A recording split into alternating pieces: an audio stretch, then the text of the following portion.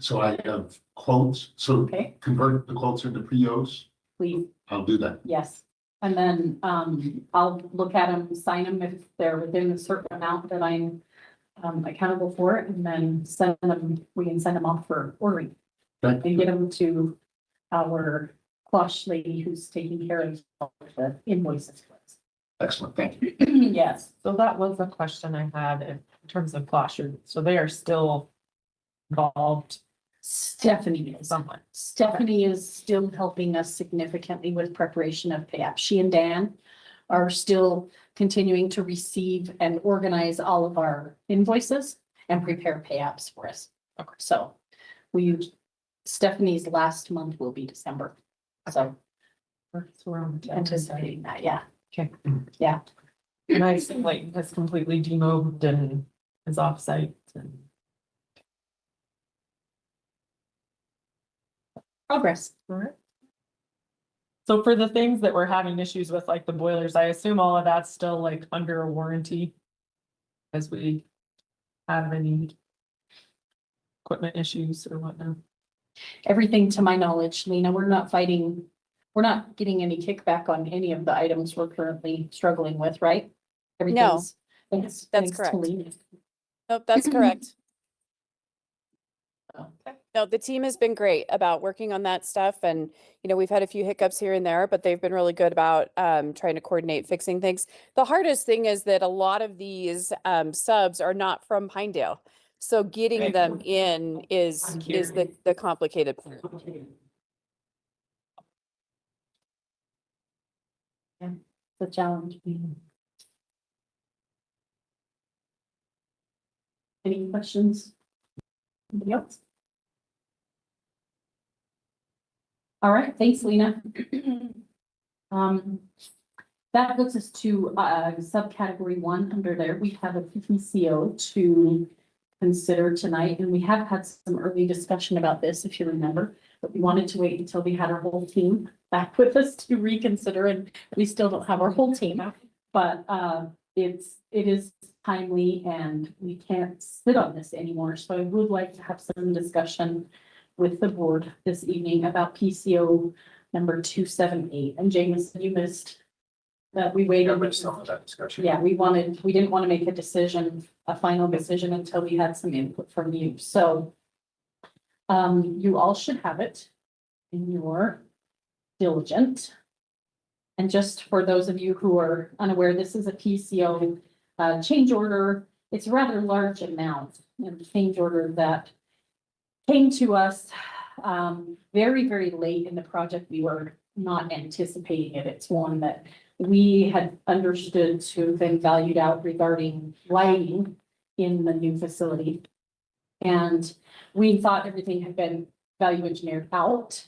The subcontractor did not get that message and went ahead and installed a lot of lighting that we were not understanding was going to be coming to us.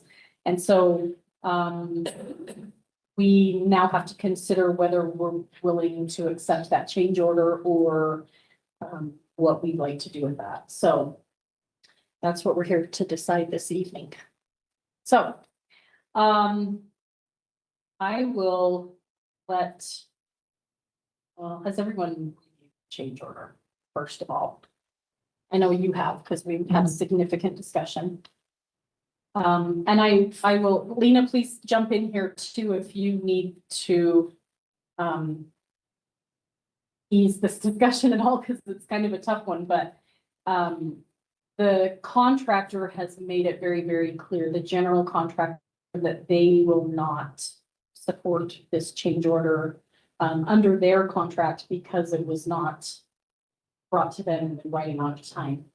However, the concern that I have as a board member, and I feel like we should have as a board, and that we have to consider in a small town with a small business, is that those products have now been installed in our building. Whether they were installed through the proper processes or not is kind of a moot point. I would not like to see, for a small business owner, to be saddled with a rather large cost and feel some responsibility in that regard to try to negotiate with that subcontractor. So that's kind of where we're at as a board. Do we accept this? Do we put it back on the general contractor, who's made it clear they won't, and deal with the consequences, you know, of living in a small town? That's what we're here tonight to decide. So, Madam Chair, I think it's important to note that this change order has been decreased to the raw costs. And also, the general contractor has removed their fee or their piece from it as well. So there have been attempts to try and decrease it as much as possible. thank you, Lena. I appreciate that. I think it's also important to note here that the change order, however we choose to handle it, still has to go through USDA review and through that process. So my personal feeling has been that we consider the change order, and that we go ahead and sign off on it and put it through the approval process for the USDA contingent on their approval. So that if they kick it back, that leaves us with some leverage to either say, okay, it was not approved and therefore we will not pay it, or we could choose to go in and negotiate outside contract with the sub. So it kind of leaves some responsibility with the USDA to make that review also. Does that make sense? So, So. But I would love to hear. I know you have some pretty strong feelings about it. Kim is not here. I did talk with her last night and she obviously can't vote because she's not here, but she did share her feelings with me about where she's at. So really love to hear where you're at, Jameson.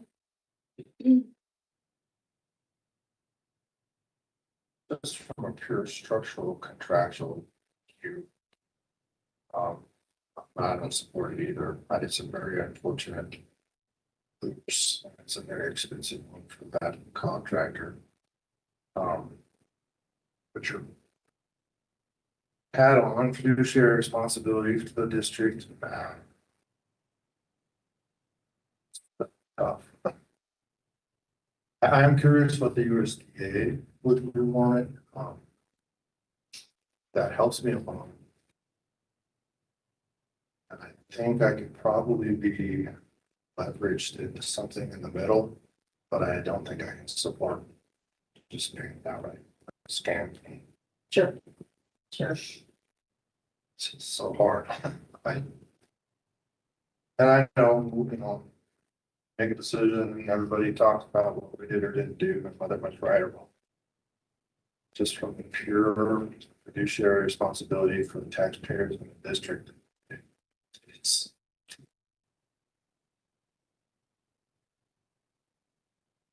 Right, you think out loud about it, right? What if every subcontractor just did what they wanted and came back and said, well, I put this in the payment, we can't do that. That's why we have contracts. 100%. That's why we had Leighton as a construction manager at risk, right? That's the whole setup was to avoid this situation. So having done all that work as a district and a board member to set this all up so it will be right, I don't know if I can. I kind of like him support it. Maybe part of it, maybe a little bit of it, but not all. Completely. It's a tough one. Yeah. Really a tough one. So that was kind of my intent in suggesting that we approve it contingent on SDA. That gives us some leverage to come back depending on what they say. If they approve it, then we can consider it out of our contingency, which is. Do we have to approve it in order to send it to USDA, or can we send it to USDA and see what they say? They are waiting and watching for us to make a decision. they have indicated that they are frustrated as well with the situation at hand, but they also understand that we are in a delicate situation with small business, you know, small town. And so they have very strongly indicated that they are waiting for us to make a decision. So. But if we, but and send it to them, if they deny it, it gives us different accountability, right? In the way I see it. They deny that. High position, right? Agreed. Not necessarily want to prove it. That's what I'm saying, so. I'm guessing we're in a.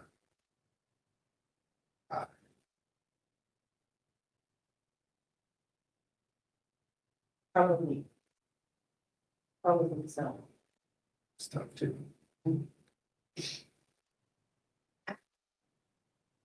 It's tough.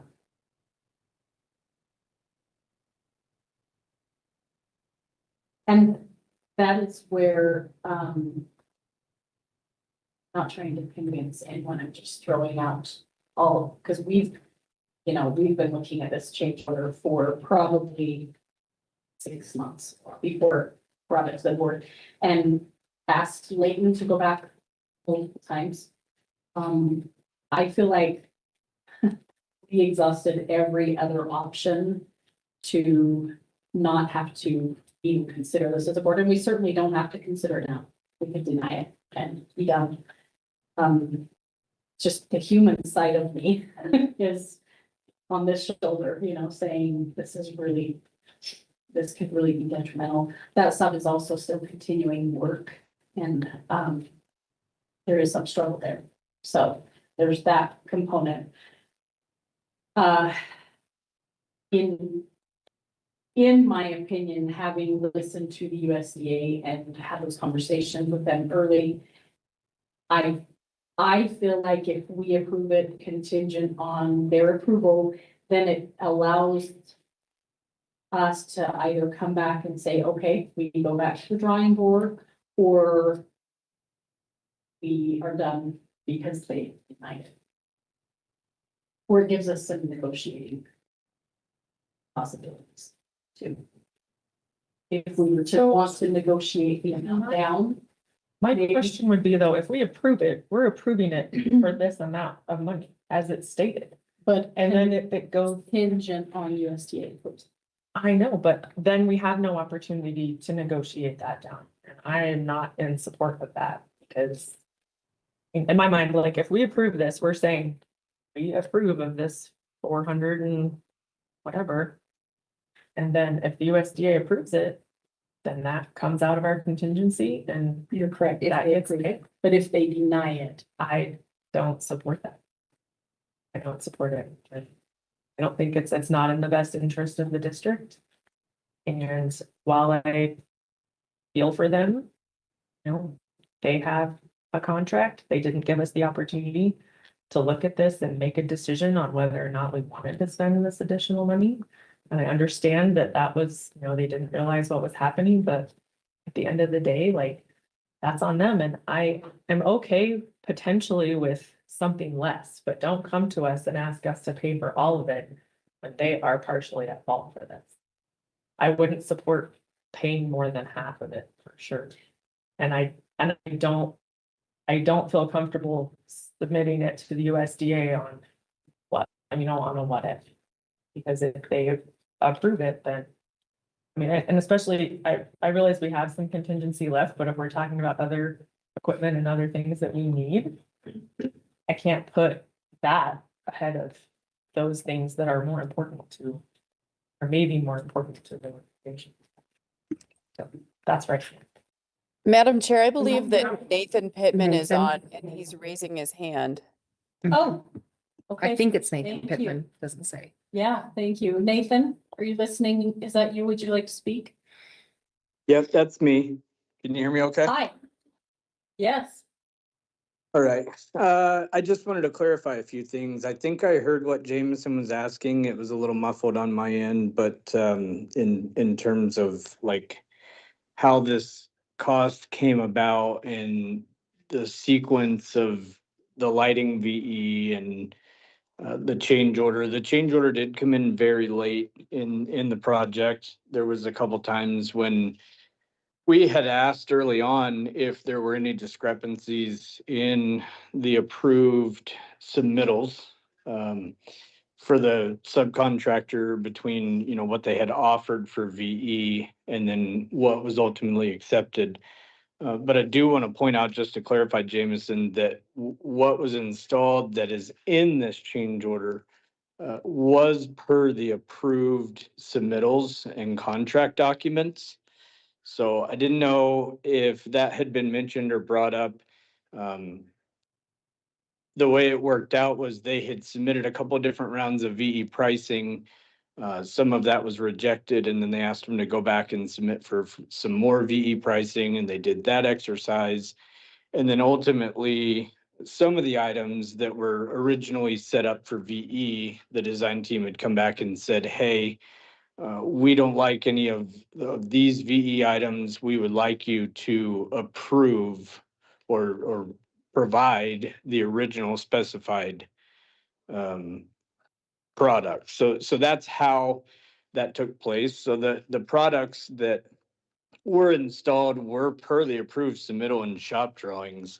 The issue lies in the timing at which they were eventually submitted for additional cost, which, you know, I think we were all unaware of at the time until it came back up. So I just wanted to clarify that.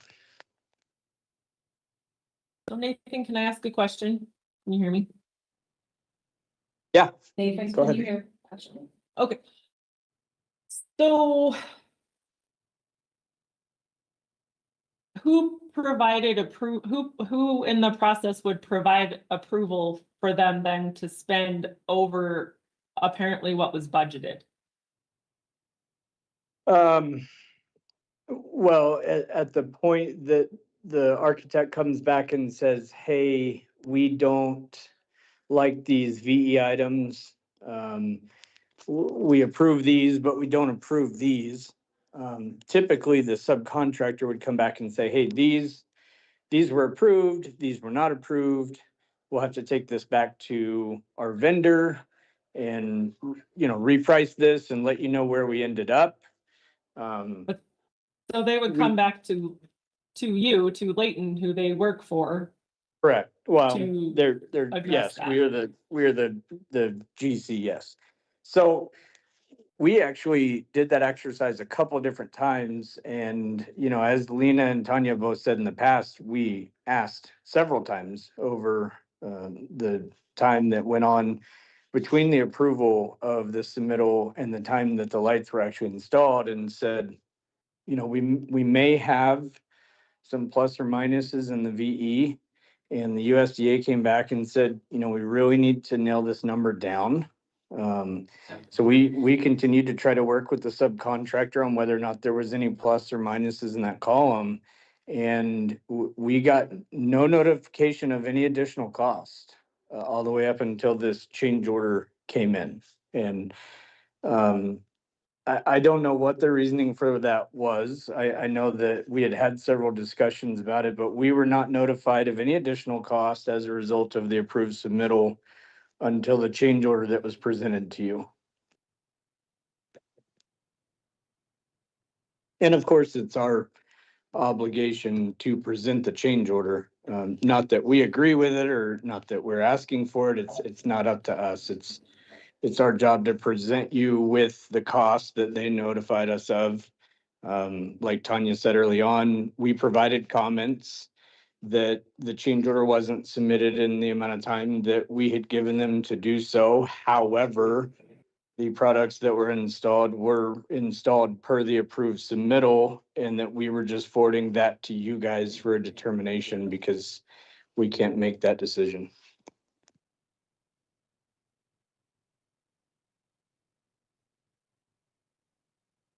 So Nathan, let's theorize for a minute, if they would have done the submittals and they came back and, at that time would have presented the cost difference or the cost increase, right? That would have been proper protocol, then we could have had the opportunity to accept or reject the change order in its entirety at that point, right? And then if they didn't do that. Yeah, yeah, I mean, typically, Jameson, if they, if the design team comes back and says, hey, we don't accept these VE items, there would be another round of VE, which we actually did 3 times. That actually happened, 3 times. They came back and said, we want you to provide a different option, and they provided several different options. Eventually Davis said, hey, we want you to provide these specific items in their return submittal. And so that goes to the contractor, and then of course he prices that and orders those items. And then if there's any type of delta there, then he's, gonna bring that to us and say, hey, some of these didn't get approved and the original fixtures are still much more than the VE that we accepted. The unique situation here, I think, is that with the USDA contract, the VE was taken out on the front end. So instead of going through VE after the budget's set up and then saying, okay, hey, we saved $200,000 and then doing a deduct to the project for that $200,000, it was actualized on the front end. So it gave us a target that we had to hit. And then when they didn't hit that target, they didn't identify that they didn't hit it. Otherwise, we would have came back and said, hey, owner, Davis is speccing fixtures that don't meet the VE, and we're not going to hit that budget. What do you want to do? And then on the other hand, typically Davis or whoever the architect is would say, hey, owner, we've made this decision. Are you good with it? And that also didn't happen. So. Yeah. So at that point in time, right, the assumption is that the subcontractor's gonna provide what has been submitted at the bid price that they've also submitted. Is that correct?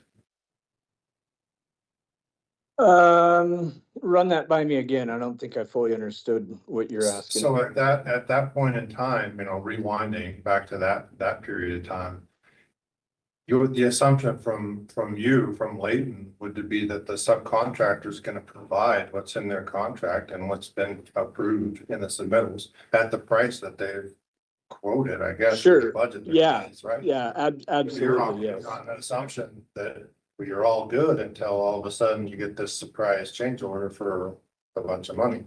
Correct. Yeah. And we actually asked, a couple times, like, hey, the USDA's, given us a timeline on this, and, for whatever reason, we didn't get a response. We didn't get notification of costs. So we were just as, surprised as you are sitting here talking about it.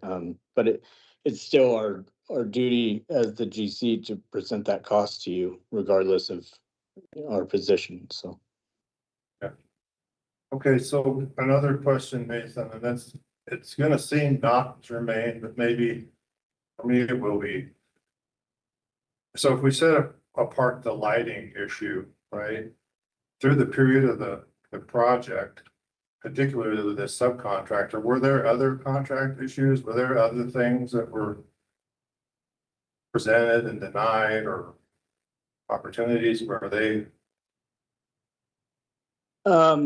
We dealt with some Try not to similar say a couple issues. things out loud, but I'm trying not to say.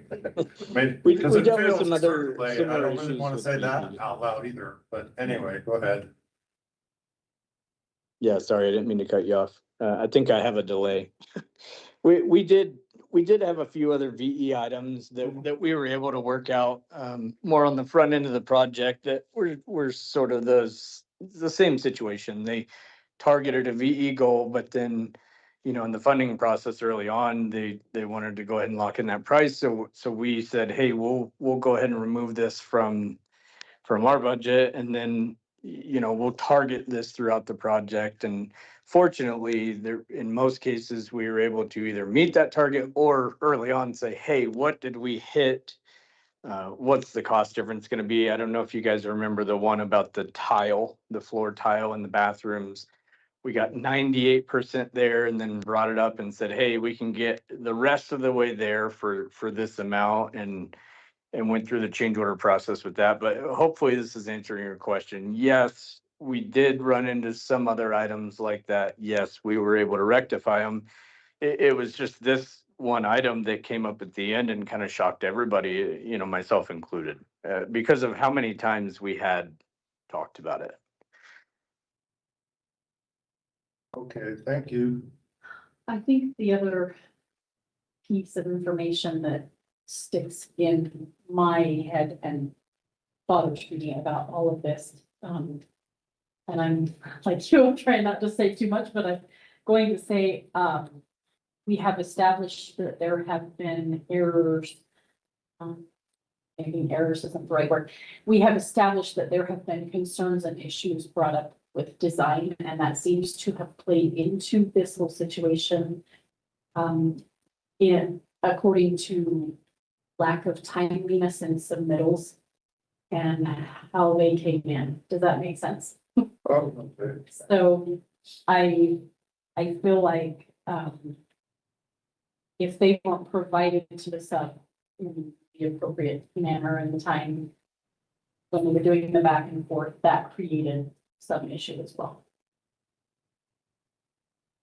I don't know if that helps the situation and its understanding at all, but that's been my perspective on the whole situation. Maybe last question, Nathan, what was the total cost of their contract, total amount? Just an estimate. For Premier, you mean the lighting electrician? Yeah, You put me on the spot. just I over a magnitude. want to say it was 6.5 million was their base contract. Without change orders, I'd have to add up the change orders. Somewhere between 6 and 7 million is a fair number. I'd say close to 7, yeah. Okay.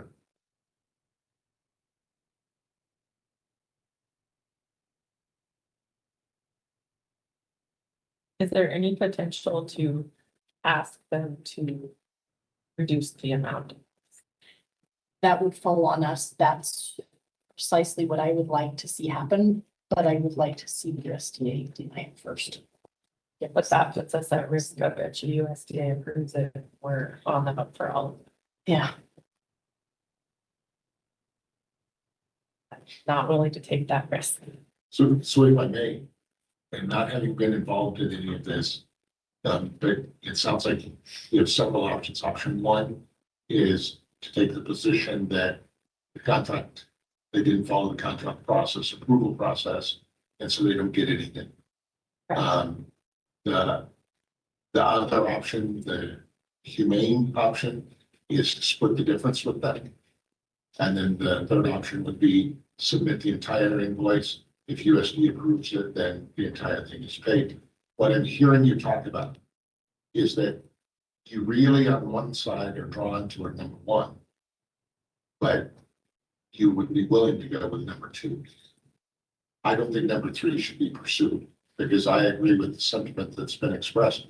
Once USDA approves it, then I think you've lost any negotiating ability. So if you want USDA to be the bad guy, then you need to give them a smaller number. And then they either approve the smaller number that you're comfortable with, or they deny it, and then you can go after option one where you're not doing anything. So to me, it seems like you're really vacillating between one and two, and you want to go with, your heart wants to go with two. But I think he's saying that we can't ask them to negotiate that down. that what you're saying? Our contract is not with them, so it's, Right, it puts us in a, So unless Leighton wants to negotiate it, yes, which has been, I, yes. In my opinion, it will be denied By USDA. by USDA, which gives us negotiating Yes. power and leverage for us to go back and say it's denied, but we are willing to step forward and negotiate this amount. Will you consider? That's where I'm falling.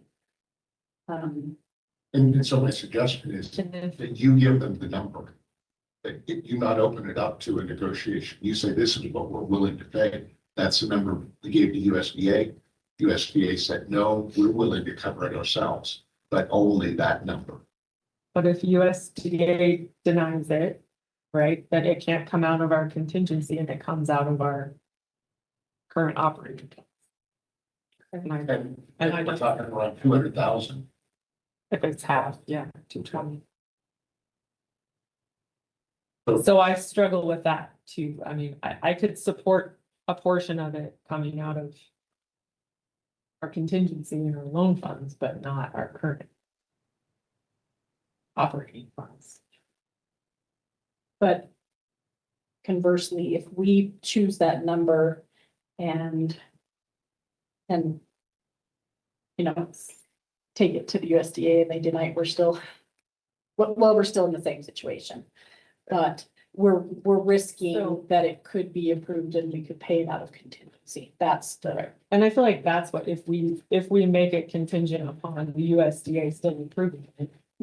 So I guess my question is going back to Leighton, like, is there any way that you would negotiate this at our request or ask them?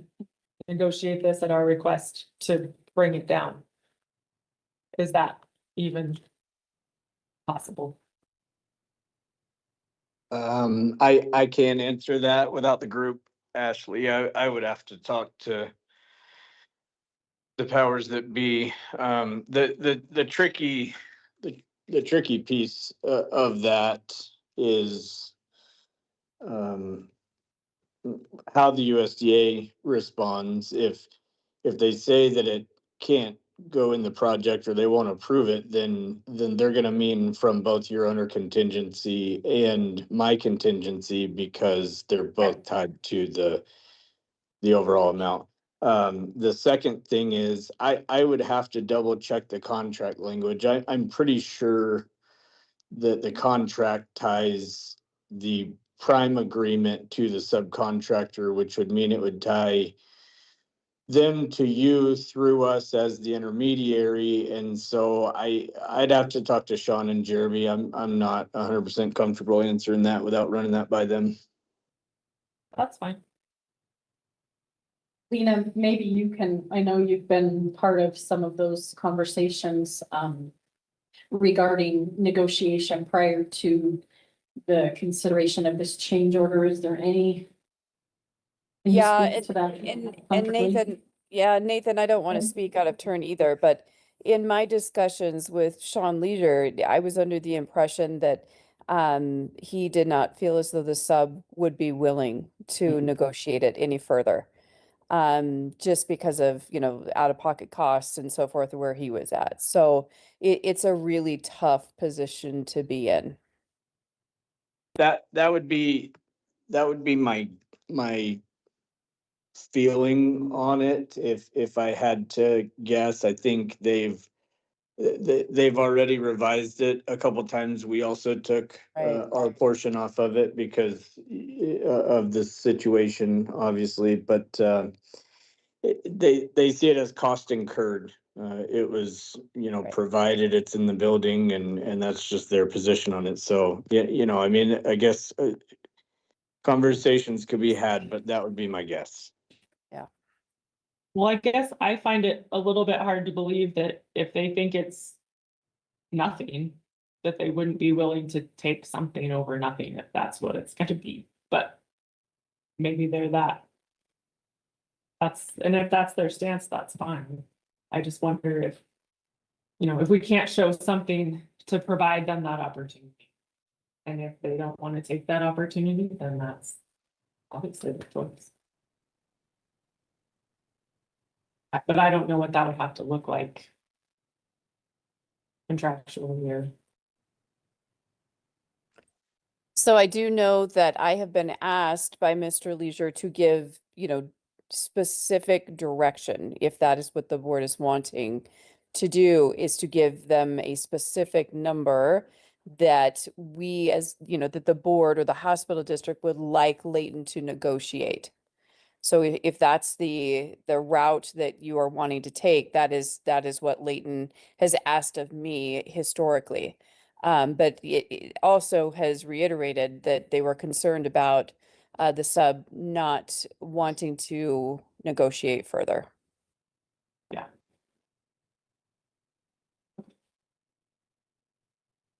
I can play around, but I know I have a lot of opinions. Guys. Yeah, unfortunately, we're gonna end up in a tie, so.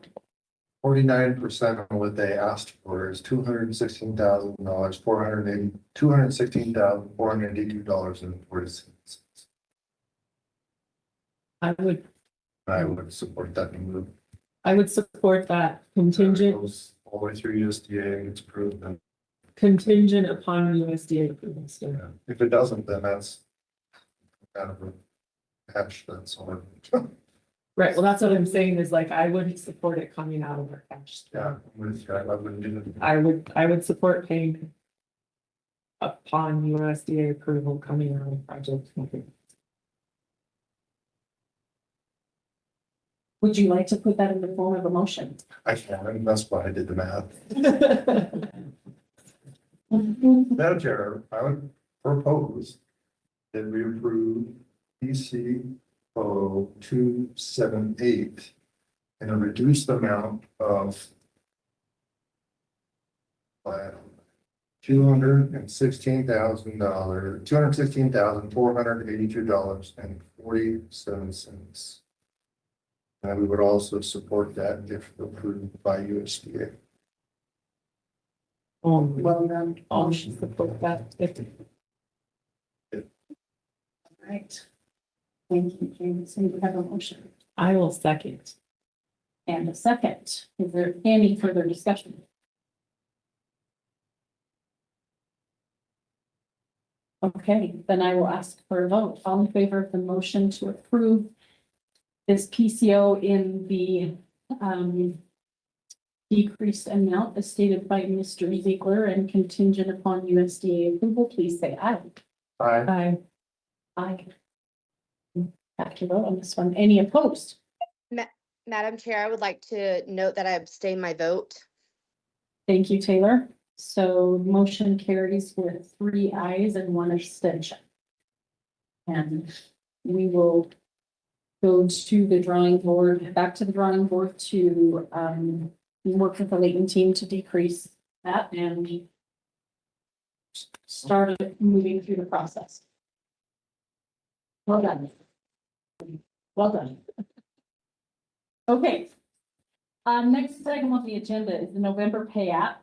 I was just going to simply ask for your approval to sign the November pay app ASAP. We're very, very hopeful that we can get this out of here before everyone leaves for vacation next week. It sounds like the process has maybe changed today and that we're going to combine November and December. So if you're willing, I would ask that you give me the signatory authority for both months in one so that we can do that as soon as we get October approval. Don't have any numbers to give you. Obviously, we haven't received anything, but we're just trying to keep things trucking. I would make a motion to authorize Chair Hoffman to sign and submit both November and December pay apps once completed. Thank you. I have a motion Second. and second. Any questions or concerns you guys have about pay apps? In general or the motion? Okay, all in favor, please say aye. Aye. Aye. Vote on this one. Any opposed? Madam Chair, I would like to abstain my vote. Thank you, Taylor. We have 3 ayes and 1 abstention. Jan, just so you have that on record. just lost my meeting. Okay, that puts us at the end of building committee. I will turn the time over to Carrie for Sublette County Health Foundation. Carrie, are you with us? I think I see you. Yes, I am. Yes. Yes. Thanks, Hello. Madam Chair. Hi. I have a very short report. Most of it's about the piano. You guys remember in June, we came to both boards and asked for permission to let JJ Huntley and I fundraise to have Lori McLean's piano. The piano that's at the old Sublette Center catches a bit and the keys are stick and it's a bit of a chore to play, and this is a beautiful instrument. So the piano is valued at 55,000, and she was giving it to us for 20. And we had the event on December 2nd and fundraised $17,000. And then we had Eric Fairbanks came last Friday to Rhonda Bennett's concert, and he said, "How much are you short?" And he wrote a check on the spot for 3,000. So we're thrilled to report it's there, and the foundation board cut a check to Lori, and Sid and Sue Briggs are going to drive it down to Salt Lake to Huntsman Cancer Center and give it to her on Saturday. So yeah, we're thrilled. It's great news. Fantastic. Yeah, it's a beautiful instrument. We've had people lining up to play it, and yeah, it's been great. And then the only other thing I have to report is that we've started spending the money on the dormitory project and the IT project. So we've written a check for 17,000 for some of the IT equipment, and we expect those bills to keep coming in. So I think that's it. Are there any questions for the foundation?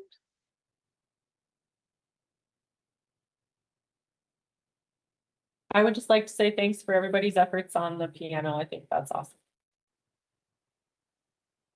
Thanks. Yeah, it's really magical. We've had some people question how, and I think I put in my report, it's love of Lori, and it's her ties to the Sublette Center, and it's the healing power of music, and cancer. You know, people have sympathy when someone has cancer. So it was pretty magical. Okay. Any other questions, comments? Okay. Thank you, Carrie. Appreciate the information, the update. Great, thank you. Have a good evening. All right. Thanks. Next item on the agenda is Finance Committee. I understand we don't have reports ready, kind of put things off until next month because of the early meeting. Is there anything that you'd like I'll to? be covering a few things related to finance committee. Okay, perfect. Perfect. All right, that puts us at leadership reports. So I'll turn the time over to you, Bill. Operations. So you should have on the portal great reports. Happy to answer questions for those, but I have nothing more to add. Appreciate all the updates. Excited to see that several ER patients have received blood.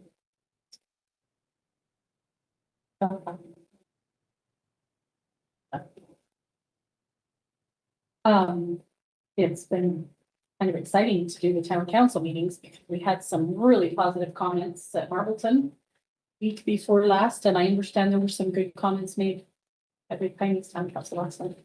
So it's great to, word of mouth is so powerful around here. So it's really nice to hear some positives. Comments from the community or the council. Council. Great. Very refreshing. All right, health tech update is next. So, and I'm sure you all saw my email this morning. I had some very specific questions for Dom to hopefully talk with us tonight about. So Dom, welcome, and I will turn the time over to you. Thank you very much, Tanya. Good evening, everybody. Hope you're all doing well. Can you all hear me? Yep. Yes. Yes. Excellent. Yeah, so thanks very much for your email this morning, Tanya. Obviously, many of these items we were going to report on today anyway, but I think what I'll do is I'll just go through the list. Some of these items that you emailed me about were actually on on Bill's radar for tonight anyway. So the very first item with regards to the revenue cycle director, I'm going to leave that one to Bill to cover in his update, because there's been some updates as of just late this afternoon in that regard. But in terms of Margaret and Alreen, the second part of your question, has Margaret continued to work with HR? I will say that both Margaret and Alreen are both fully engaged, and they're doing a really good job in terms of guiding and educating the team at the hospital. Margaret continues to work with Doreen Ochin on AR related items. And just as of this afternoon, Margaret spoke with Ochin about the status of our associates Ochin Epic Access that has been pending since the 5th of December. This has now been escalated, and we have been promised that she's going to have access by the end of this week. So that's good news. The second item on your list was with regards to the status of old AR. Bill will also cover some of this in his update. But I will say that we are finally starting to make very good progress. Our interim associate, Sarah, now has access to U of U Epic, and she's working with Ashley at Sublette on getting her work queues set up. Doreen is on vacation, as you might know, and has indicated that Ashley will assist Sarah as she's getting up to speed with what is outstanding and helping to get her payer portal access. As soon as Sarah has access to Ocean Epic, this will be her primary responsibility, and she will devote any of her remaining time to U of U Epic AR. The third item that I wanted to provide an update on, sorry, was there a question? No, sir. Okay. The third item I wanted to provide an update on is with regards to GPO. Have we made progress? Have the challenges there been overcome so that we can realize those savings? I will say that we are now having very little struggles and very little challenges. Things are going really, really well. I think that you'll hear that from Bill as well. Sublette is already realizing savings on several agreements. The only struggle that I was aware of was really the lack of good data that we had at the very beginning. The process just takes time, unfortunately, but in the grand scheme of things, I think Jeff is making very good progress overall. The GPO contracts are approved individually by each vendor, and most take a minimum of 60 days to be approved. Once approved, we won't see the transactional data for another 2 to 3 months. Thus far, I'm happy to say we have activated 85 contracts thus far, with more still pending approval from the vendors. A very recent example of savings is the new Airgas contract, which was finalized last week. The new agreement will save Sublette over $20,000 a year. But overall, I'm just waiting for Jeff to give me an approximate date for us to be fully operational and for him to give us a ballpark dollar number for overall anticipated savings. What Jeff is concentrating on right now is implementing lab, dietary, and radiology contracts, finalizing med-surg and lab distribution agreements as well. He tends to break down by departments versus number of vendor activations. So multiple vendors under each department, and vendor alignment depends on current products used. He did give me an estimate as of this afternoon that he thinks we will be fully functional across all fronts by the 1st of February. And once we have pricing stabilized, we will begin to look at conversion opportunities for additional savings. So I think that's looking really, really good at this point. Made a lot of progress in the last 60 days. The fourth item with regards to the revised budgets, I think Steve and Bill will handle that as well. But the second part of your question, specifically with regards to Patrick, John Freeman is now fully engaged. John took over from Patrick the same week that Patrick left. John meets frequently with Bill and Steve. They're working on the revised budget and projection. And the last part of your question, John is permanently assigned to the hospital, and he is long-term, and he'll be a long-term VP of Finance specific to your hospital business. And then the very last item on your list was with regards to evaluation of the previous interim CEO. And I completely understand where you're coming from on this. I've actually been waiting for additional email addresses because when we discussed this, I was asked to include some members of the leadership team and some of the physicians. I've replied to your email today in full and sent the emails back to yourself, Tanya, as well as the rest of the trustees. My suggestion at this point is to supply you and Jan with the evaluation link, which I've sent through to you in my email today. And then you can decide on who you would like to send out to have that completed. And if you could just let me know maybe tomorrow if that works for you, if that suits you. And then once we have everybody has completed the evaluation, I will come back to the board with a collective summary report. And after that, Derek and I will talk about how we want to handle this, the previous interim CEO. And of course, the reviews will also go into his file as requested by the board previously. Additional, I have a few other updates for tonight. Cherie has just completed her 2 to 3 day mock survey as of today. I haven't seen the results as yet, but I do know there was a meeting with Bill and other leaders today at the hospital. I think it was at about 4 p.m. To go through a debrief from Cherie on her findings. Carolyn and Cherie have also been conducting swing bed training. I think they've completed 2 sets of swing bed training sessions, and I think they still have 1 more to go. And then my last update for tonight is we had previously postponed our CEO forum meeting, which is where all of our CEOs get together with the head office leadership team, myself, Derek, Mark, and a few others on our team.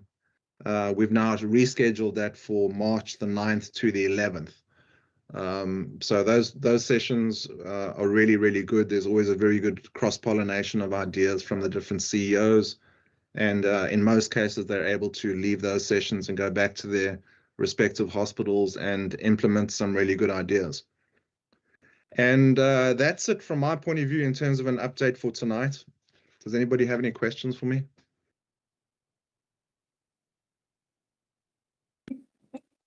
Thank you, Dom. I appreciate the thorough update. And I appreciate you responding. I assumed that many of those responses would cross over into Bill's report for the evening.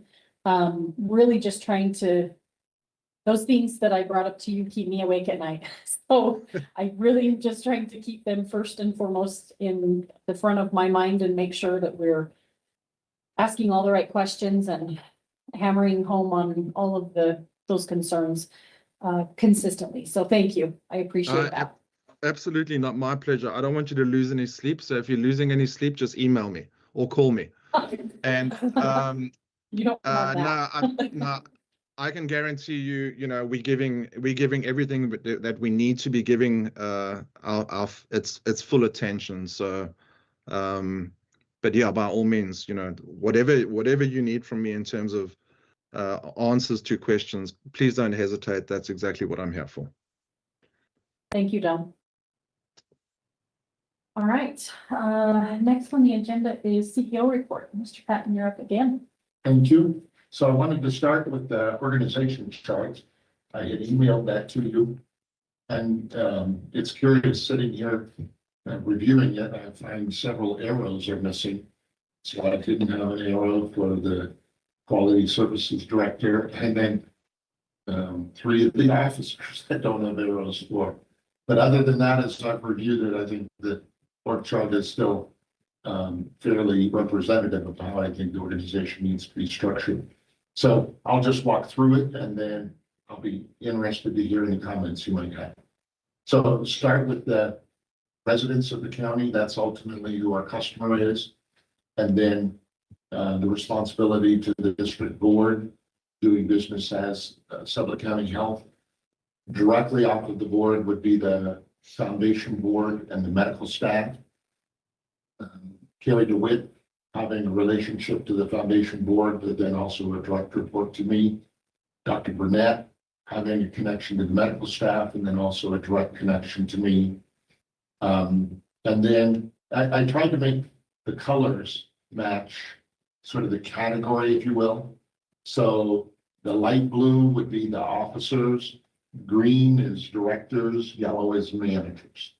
And I decided it was already too busy. I wouldn't put a legend on the bottom of the chart.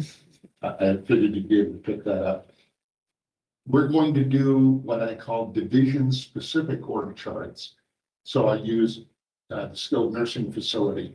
There's additional detail that Dawn will need when she has an inspection that is useful for her division, but not useful for the entire organization. So we will have additional, more detailed charts for each of the divisions. So each of the officers will have their own additional, and so that will include potentially more titles and more names. So this one is just the big picture for the entire organization. So I'll walk through just quickly. So Dawn has all of the long-term care and resident responsibilities. So that would include our independent living apartments. She has a director of nursing and an assistant director of nursing. And then I'm also suggesting that dietary would report to skilled nursing. My thinking is the majority of the meals that we serve are to skilled nursing department. And so it makes sense to me to have that connection rather than the other way around, that dietary would report to what I would call a hospital-oriented person. You can see Vicki, our newly promoted chief nursing officer, has all of the traditional nursing responsibilities. The two that are new for her, well, actually three, quality now reports up through nursing, as does pharmacy and EMS. And then you can see infection prevention, education, some of those others that are under Vicki. Steve is chief financial. We are trying to keep Steve's focus on money and not operations. So the only departments that report to him are departments that have to do with money. So starting at the bottom, medical records, health information management, revenue cycle, Mariah Smith, and I'll pause and I'll talk just a little bit about Mariah. So Mariah was originally scheduled to come in on Monday and start her schedule. Something with her TB test was right, so we couldn't have. So she came in today, still wasn't right. So according to policy, she got a chest X-ray. She is planning to start with us on Monday. That's when she's going to start having on-campus time. Remember, she had to give 30 days notice, so she's starting within her 30-day notice. So she's going to be working part-time for a period of time while she completes her notice, and then she has a big charge master project that she's responsible for completing. And that suits us very well because we want her to work on our charge master. So the more she knows about theirs, the better suited she'll be for ours. So she'll be doing at least 5 hours a day on site and then working the rest of the time remote through probably the end of January while she finishes up in her current role. And then beginning February, she's full-time with us. I met her for the first time today. I'm just convinced she's going to be a dynamite. She really is going to help us relieve a lot of the pressure that Doreen and others in that department. So she reports to Steve, and then of course the controller, Michelle, reports to Steve. And then on the far right side are the folks that report to me. So Jan is the only pink person that we have. I had to give her her own color. And then I have a number of directors reporting to me: human resources, imaging, information services, laboratory, plant ops. So my thinking is that the departments that are organization-wide, so IT and plant ops are two good examples. I like to have those report to me rather than a VP and I generically refer to officers as VPs. Rather than through a VP and then up to me.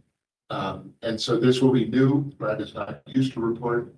Well, Brett is used to reporting, but not Tyler. Right. And so both of those, and then HR is the other one that I like to have report to me, because all of the people issues and the compensation issues, again, rather than filtering through a VP, I think it's appropriate to come to me. The two that are sort of unique for me, but I think make sense in this setting are imaging and laboratory. Now, me being an old lab person, it makes sense that I would have the lab.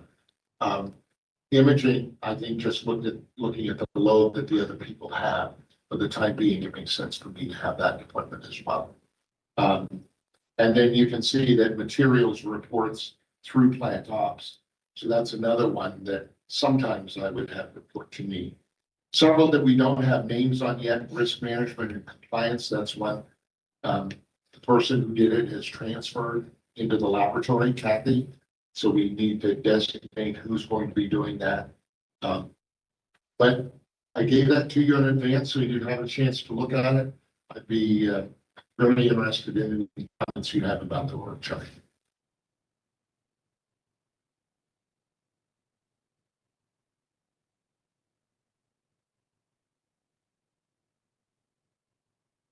For me, it fit together what I was thinking, so I don't have any complaints about it, but it's good. Of course, I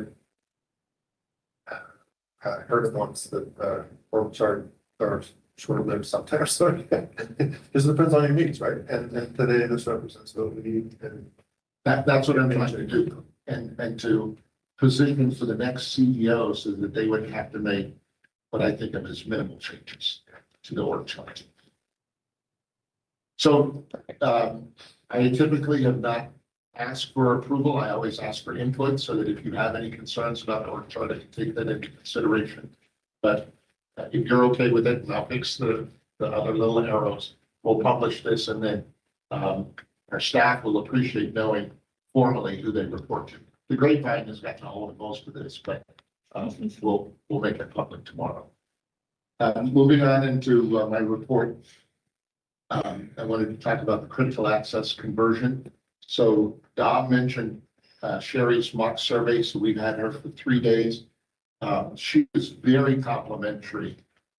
She said the progress that we've made since the last time she was here is so significant. She believes that we're going to be quite successful. There were a number of what I'll call tweaking items. So we didn't have very many really big unknown issues identified, but this one's in place, except you need to change this one little thing, that one little thing. The leaders did a great job taking notes so that we are already working. A lot of the things have already been fixed, but we will get the report and then be prepared for when the actual surveyors come. So I'd like to thank Sherry for doing that work for us. The application for conversion to critical access has been sent to the state. They have recognized the receipt and they have deemed it complete. And so now it is going through a 6-step review and approval process at the state. They have up to 20 days to do that. Lena has been our squeaky wheel and has encouraged them not to take the full 20 days. The concern is that doing this over the holidays is always a challenge. So the ball is entirely in their court. While we are waiting on that, we are going to pre-file our application with CIHQ. CIHQ can't actually schedule and conduct our survey until we have a critical access license. So until we get the information from the state. But by getting them the pre-filed application, they can sort of put us in the queue for a survey. And so we want that as early in January as we can. Right now, my money is on the second week of January. But as soon as we know, we'll let you know. But we're going to get that pre-filed. So Christy is working on that. I think it'll be done by the end of the week. We have filed the paperwork necessary to be able to bill for Medicare and Medicaid, EDI and ERA. Remember, those are 2 They were estimated to be 1 week paperwork processes. So we filed them, but it's been more than a week. We haven't heard. So on our behalf, Gretchen and I daily had reached out. And so just today, she got a report from Meridian. And she says Meridian has accepted the letter from Pat Davis and the floor plans that was sent for explanation of why the address shows at 625 East Kennett, even though the address in the hospital is 613 East Kennett. So we will get the extra capital payment as a new facility. It's curious that, you know, with everything we have as far as documentation of the new place, this issue of the address was a holdup. That address was a holdup with so many things, though. So Yeah. many things, I'm not Yeah. surprised. Um, So Gretchen explained to her our financial situation, that we haven't been paid for Medicare and Medicaid yet. She has assigned the rates set up to be completed ASAP. Her hope is that we will get our rate letter, that they will send it out Friday, whether we get it Friday or not. So they have to actually set what our rates are going to be before we can start to build them. And so the whole EDI, ERA process can't happen until the rates are set.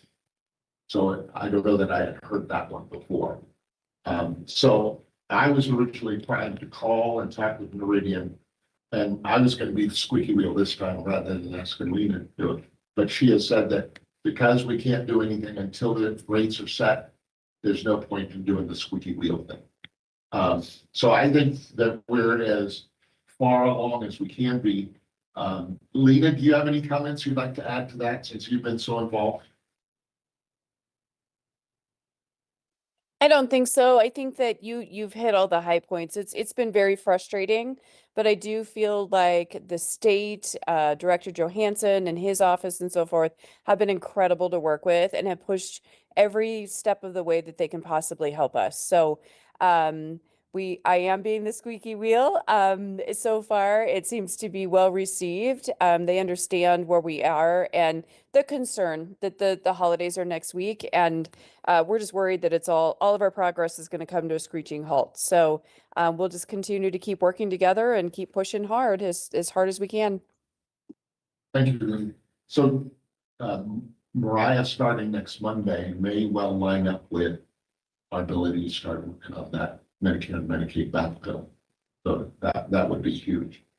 So starting the regular part of the report with people, wanted to let you know that last Friday we had, and I don't know whether it's our first or our most recent leadership training, but we're using many of the concepts of the Studer group, Ed Studer and the Studer group, and he has the idea of quarterly leadership development sessions. They're called LDIs. And so we did an all-day thing down at the Sublette Center. We used the big cafeteria room as our meeting room. And actually, when we get that cleaned up, that's going to be a really nice meeting room for us. I'm going to actually suggest that we move our Pinedale board meetings to that room once we get internet in it. It'll really be nice. We did a group book club discussion on the book Eat That Cookie by Liz Joswick. And it's a nice, easy read, about a 100-page book. I would recommend it to you. While it focuses on healthcare, it applies across all industries.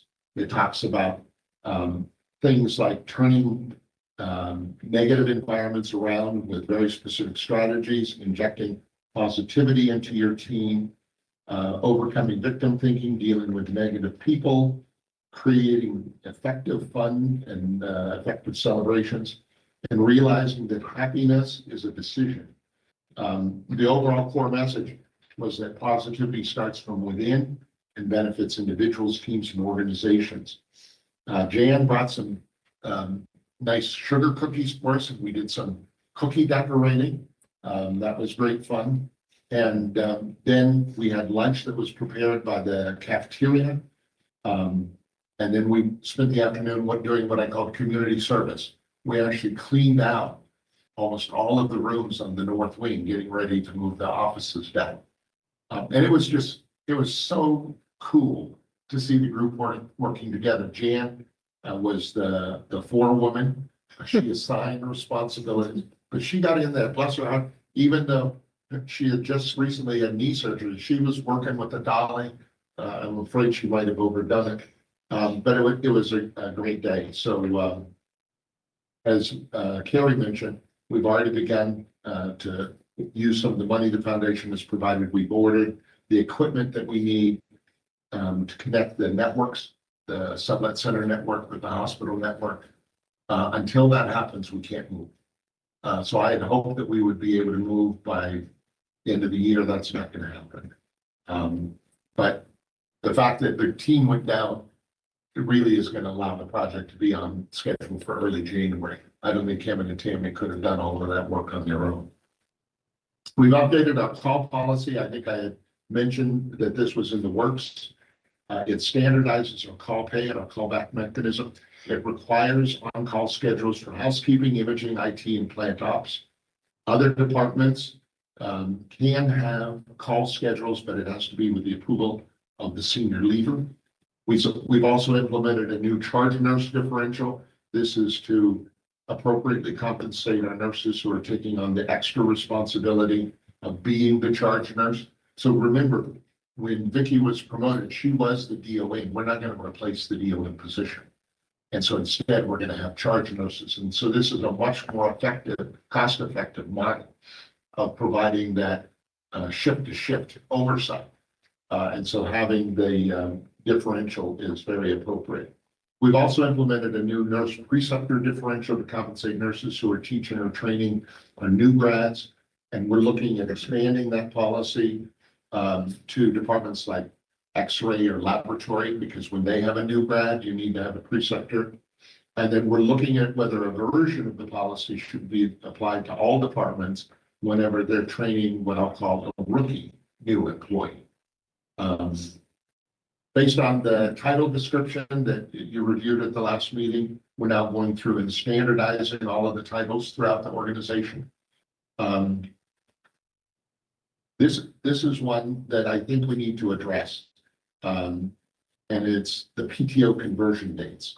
If you remember, we had a problem with people having too much PTO, and we had set by policy a date by which they had to have it down to the limit. Well, during the build up to the new hospital and then opening, a lot of people weren't able to take time off. So I think we need to go in and adjust those dates. So rather than having a big conversation, I'm going to suggest that you just let me work with the admin team. We'll pick appropriate dates and we'll just revise that policy so that we can be fair to people. So we're not making them lose time when we wouldn't let them take time off. So unless you tell me differently, again, I'm assuming the light is green. So this one, the light is yellow. And at the end, I'll tell you why. So it's my understanding that we have some documents in place that address compensation, but not as comprehensively as I think it needs to be. I think we need to have a policy that actually outlines what I call a compensation philosophy. So for example, we need to say in our philosophy that our pay scales are going to be at the 50th percentile for the applicable market. Now, the market isn't always pine daily. So for a nurse, we're competing nationally. So we need to look at national benchmarks for nurses. For some of the entry-level jobs, that would be Pinedale specific. I think we need to acknowledge that on some jobs, 75th percentile is where we need to be in order to recruit. And so again, having that stated, I think we need to talk about having regular adjustments to our pay scales. And that people will move when the scale is adjusted, and when they do, then a COLA, a cost of living, isn't required. But if we don't have to move our pay scales in 1 year, then a COLA would be performed. I think we need to have a process by which people get annual step increases.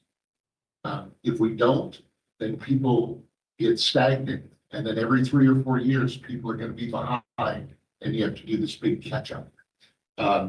I think we need to have a mechanism, and this is the hardest one, a pay for performance element of our compensation system.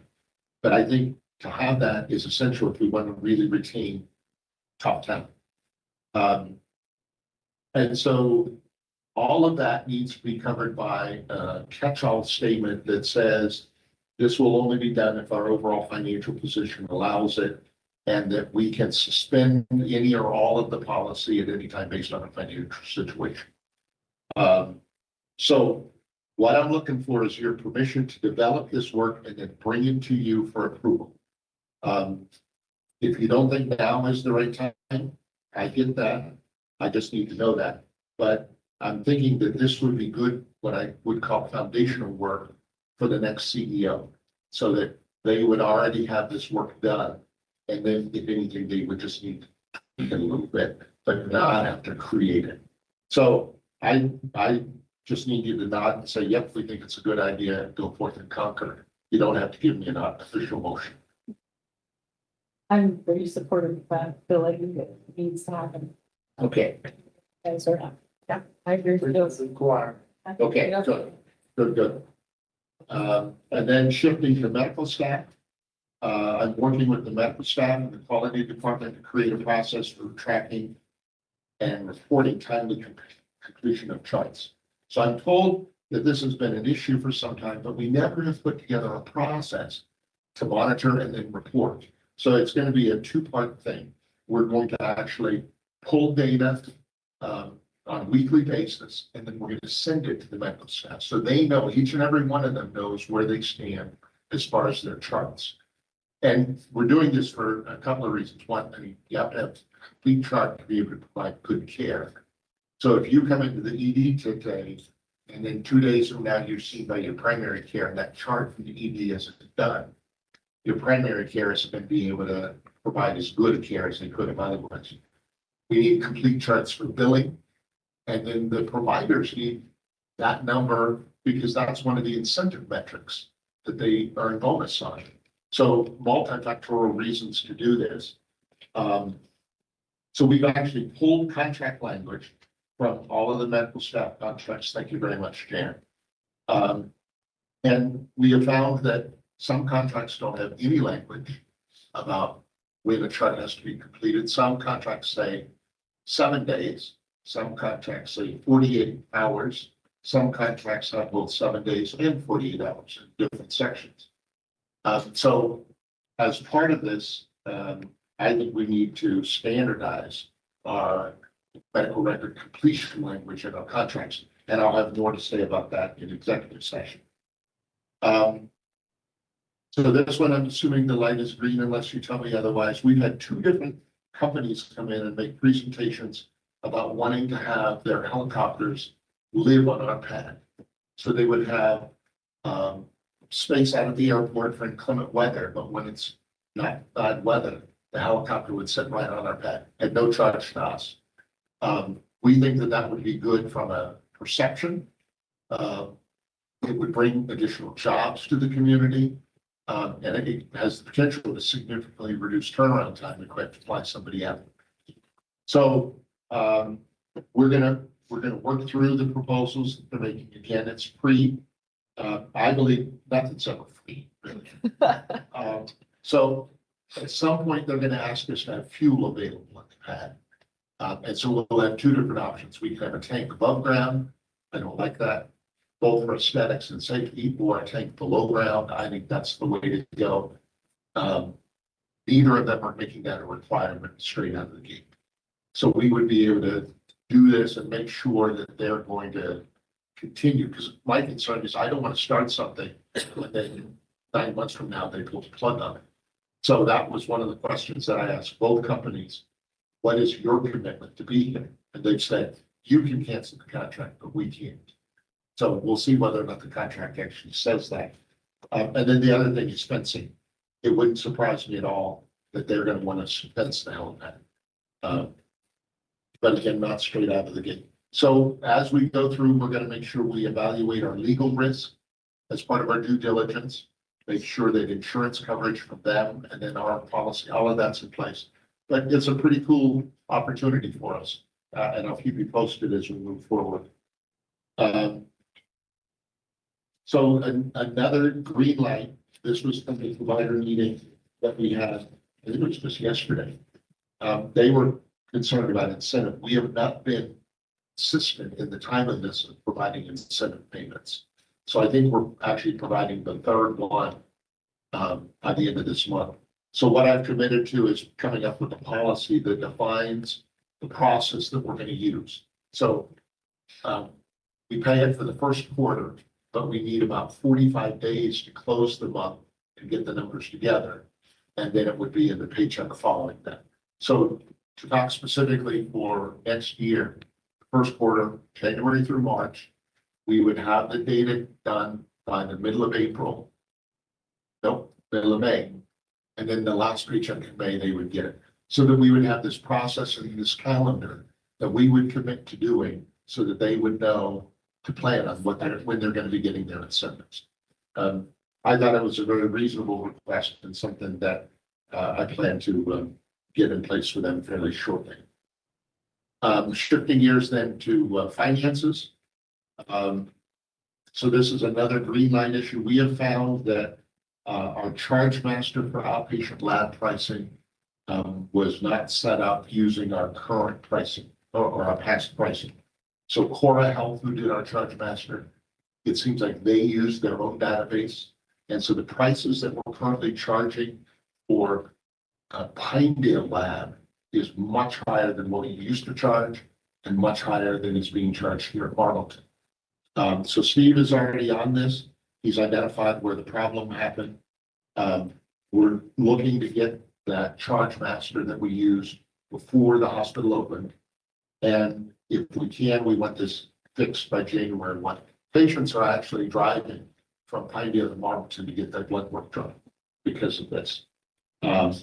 So one of the big questions is going to be how quickly Ocean Epic will be able to get this in place for us. But if you hear anything through the grapevine, the problem was brought to us actually by the medical staff. I think it was the 8th of December when I got the email. So we've identified the issue and we have a plan in place, hopefully by the end of the month. That's our schedule. We're working on a revised budget. So Steve has been busy with a couple of other things that I'll talk about when I talk about the finance committee. But as part of that, he's given me an FTE analysis. So I haven't seen before a breakdown of our FTEs by department. So now I have it. So it shows about 175 FTEs. So we have about 250 employees, counting full-time, part-time, PRN, and travelers. So 175, that makes sense that is the number of full-time equivalents. But what I've identified is that we have a couple of departments that seem to be putting in a high level of overtime. And so we're going to take a look at why that is and see if we can reduce those numbers. I wanted to spend just a couple of minutes talking about contracts. This is something Lena and I have communicated back and forth on because reducing the cost or canceling some of our contracts is a way that we're going to be able to affect our bottom line. This was a list that I think Lena originally gave me and I've done through and analyzed. So Cardinal Health, this is for pharmacy operations and expertise to ensure compliance of pharmacy. And we also get our 2 pharmacists under this contract. There are still projects where I believe they would be helpful. For example, converting to 340B status and potentially setting up a retail pharmacy. Both of those will be good things for them to help us with. So in my mind, this one should be reevaluated in 9 to 12 months. In record time is a staffing engagement to support claims coding and aid in patient coding expertise. We're going to evaluate that with Mariah's help. And my preference is to cancel that contract after we have hired an appropriate number of internal staff. I see no reason to contract for a service if we can hire our own people.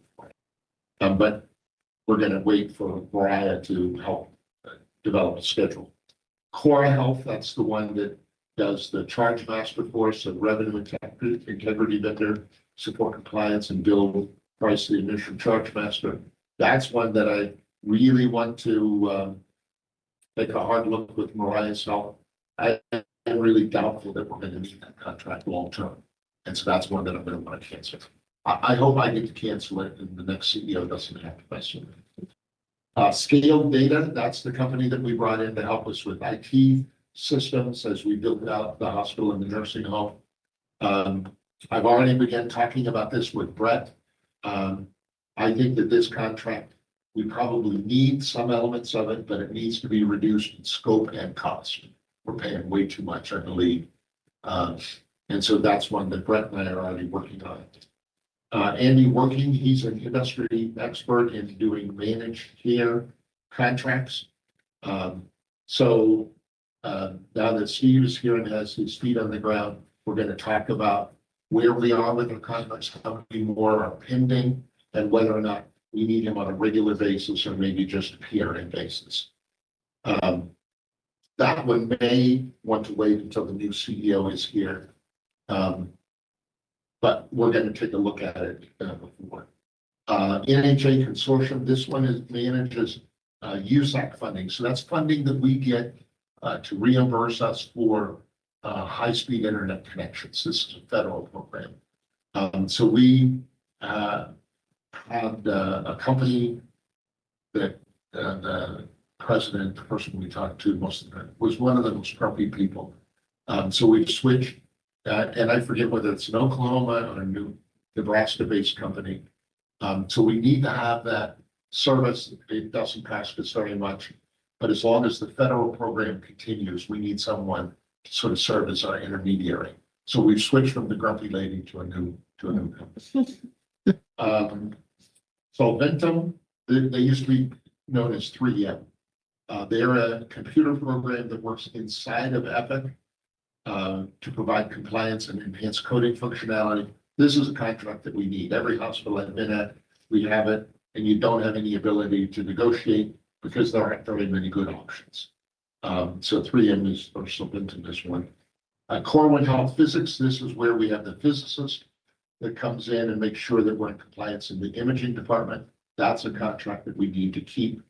And the price of it seems to be reasonable. Apogee, we've already talked about that one in light of the new staffing model we're proposing for the inpatients. And just an aside there on the recruiting. So I've been surprised how active the grapevine is. I've already talked with 3 different doctors who have heard that we're pursuing this new model.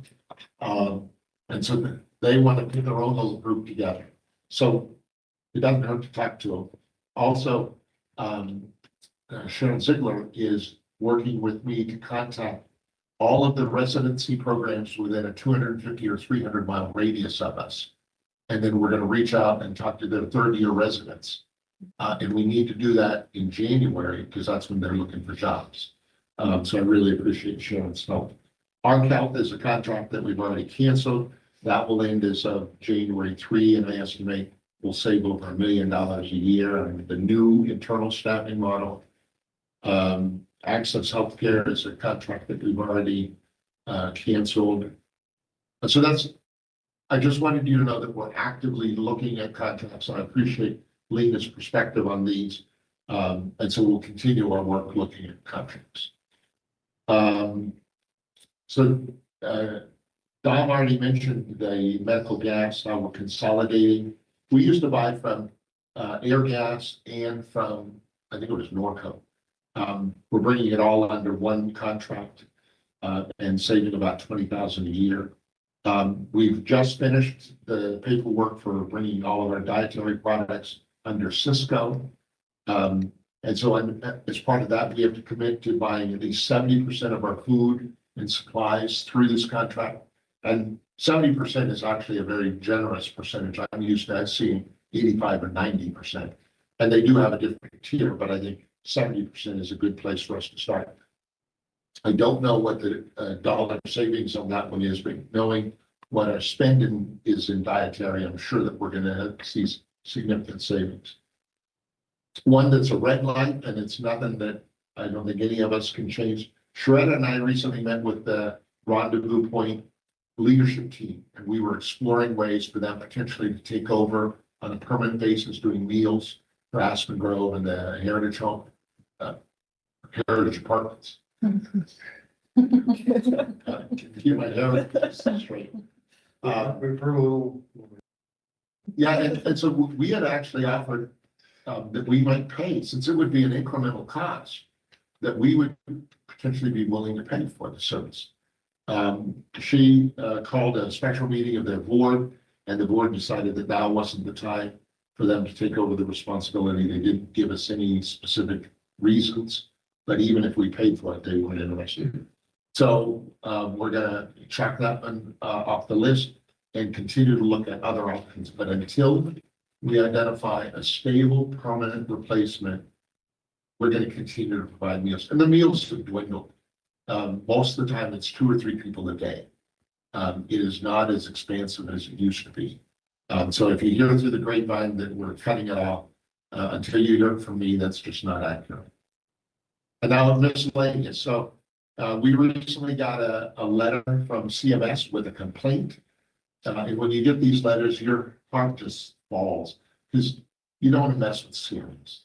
And so, and they don't say anything in the letter other than there's been this complaint filed. So you don't know if it's a patient, but it turned out that it was a good faith estimate process complaint from January of 25. So very timely in notifying us. And all they wanted us to do was change our letter. So there were a couple of, so we have a letter that we give to people when we give them a good faith estimate. There were a couple of things that have changed as far as the regulations. So they just needed us to update the letter, which we have done. And they received the new letter and we're in compliance. But Christy and I both thought had a cow when we first got that. You get this big scary letter. It wasn't fun. On the 10th of December, another fun thing, we were notified that OCHIN, that their data clearinghouse vendor had been breached. They was hacked. And so this was on the 10th of December that we were notified. They said that it was remediated fully in October, but they didn't give us a specific date. And that they had analyzed 99% of the data. They only had 1% left to do.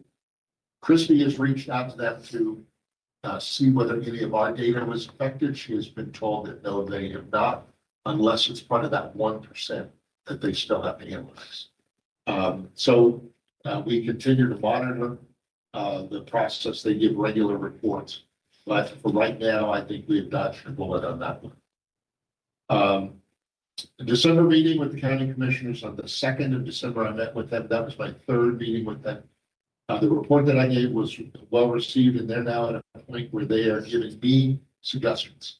And so they talked about concerns relating to the operation of our desk, concerns regarding the response time for returning calls from the imaging department for scheduling procedures, and then concerns regarding our phone system.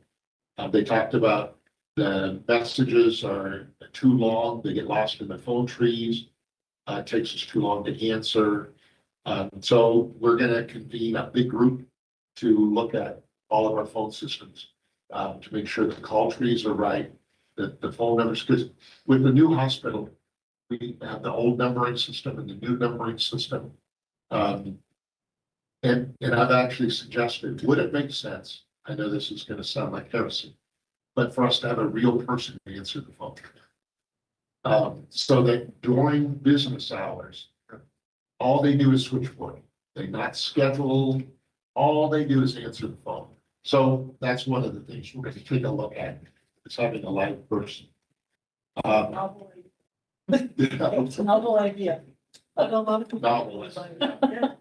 And then, as Tanya mentioned, with the presentations to Marvelton and Big Piney, and I don't know his name, but the gentleman who sat there, the town councilor, actually gave us a wonderful shout out. He had spent time in the hospital and said he had received wonderful care. Thank you. So we're going to continue to have those regular contact. I think rebuilding those relationships will be key. And then last thing on a personal note, I plan to leave Friday afternoon unless the weather is bad, and then I'll be leaving early in the day, driving home. So I'll be home for 2 weeks. But as you know, when I'm home, I still am available. So if meetings, work needs to be done, I'll be working remotely. I'll be back in the office on Monday the 5th, so the Monday after New Year's, I'll be back in the office. And then I have a bunch of things to talk about in the executive session. That was thorough, Bill. Fantastic. Yes. I Lots only of- give you guys once lots a of month, good stuff. and I'm trying to be respectful to, you like to have details. And so I'm giving you a lot more details than I normally would. And so over time, hopefully you'll see that we do have our eye on the ball, that we are paying attention, and you won't need as many details. But for right now, if I'm gonna miss it, I'm gonna miss it on the side of telling you too much rather than too little. Right. Perfect direction. So, thank you. So any questions you have on other topics that you have to speak to?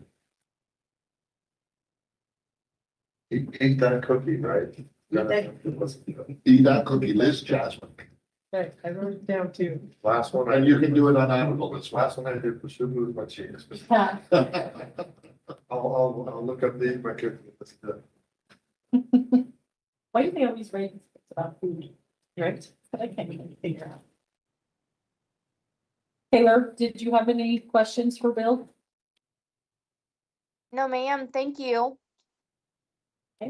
You? I have a few comments if you don't mind, Tanya. No, please don't. Bill, I've made a list here based on your update, a few things that I just want to make sure you and I connect on. The three things are the 340B program, the retail pharmacy, and the helipad.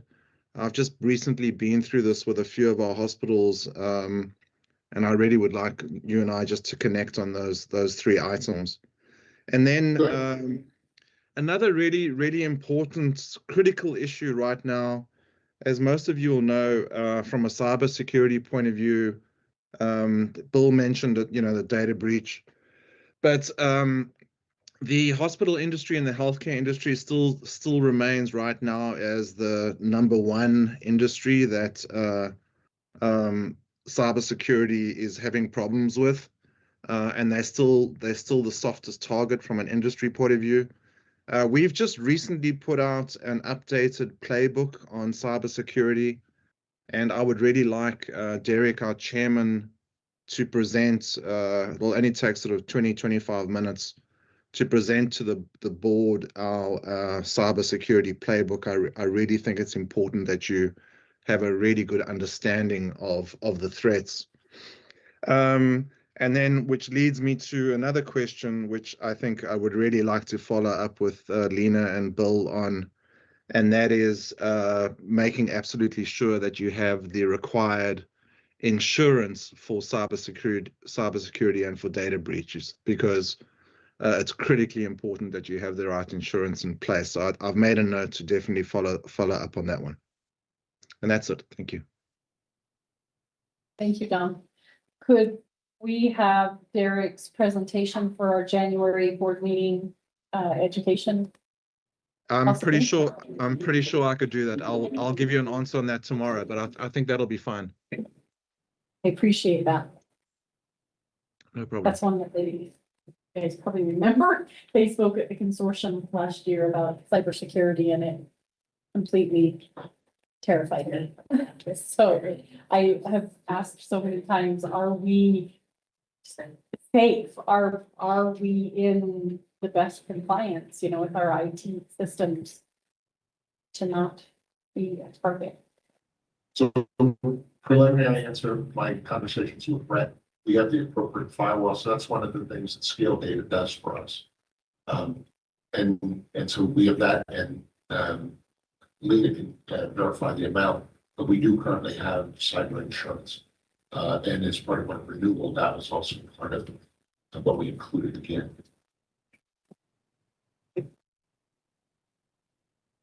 All right. Any other questions for Bill? Comments? We will turn to old business, and the first item on that is an action item for the approval of payroll and bills. Since we don't have our treasurer here tonight, the check register has been provided so that we have accurate amounts and information. Madam Chair, I would make a motion that we approve payroll and bills in the amount of $3,217,886. Thank you, Ashley. We have a motion. Second. Second, thank you, Jameson. Any questions or concerns about the motion as it rests? I'll ask for a vote then. All in favor of the motion on the table to approve payroll and bills in the aforementioned amount, please say aye. Aye. Aye. Any opposed? Motion carries.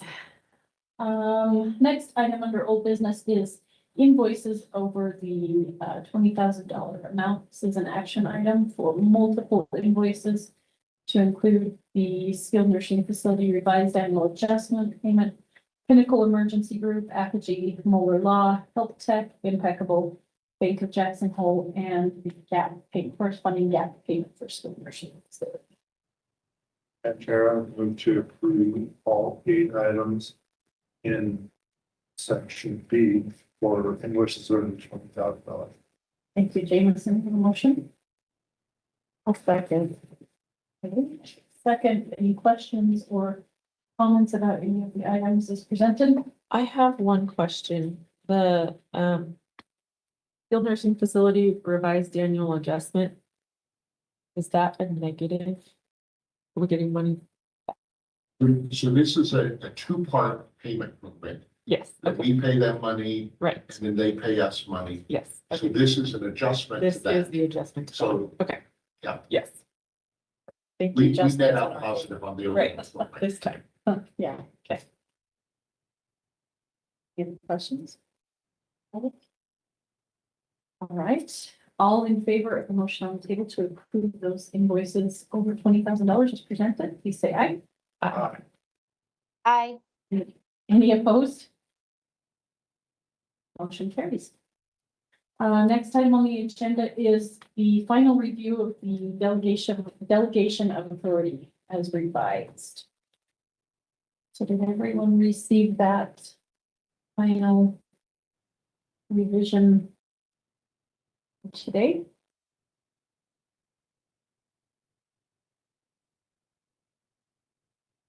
And had an opportunity to review it? I'm sorry, I didn't see it earlier, so. But I think it's consistent with what we've already, But it pretty much matches.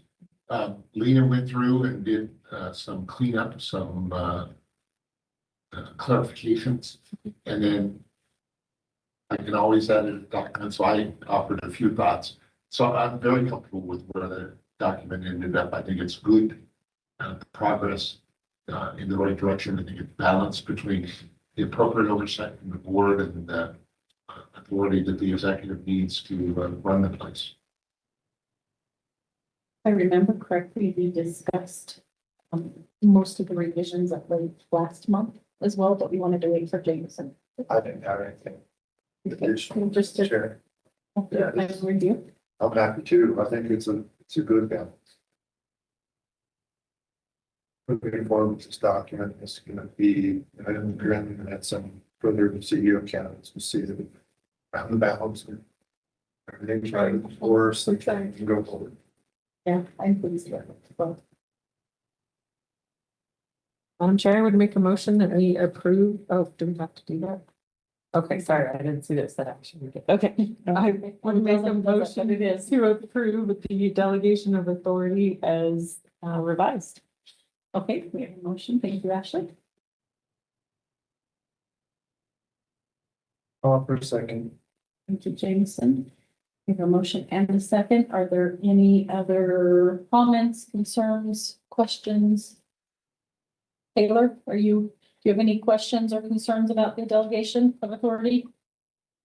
As No, ma'am, I'm presented? good. All right, I will ask for a vote then on this item for the approval, the motion for the approval of the revised delegation of authority. All those in favor, please signify by saying aye. Aye. Aye. Any opposed? Motion carries. Thanks for your work on that, Bill. Thanks for your work on that, Lena. I think that's good progress. So, All right, next item on the agenda, we go into new business now. First item on that agenda is the annual board election of officers. So is that time of year, and I will open up the floor for nominations or motions in this regard. Nominate. I'm gonna continue as chair.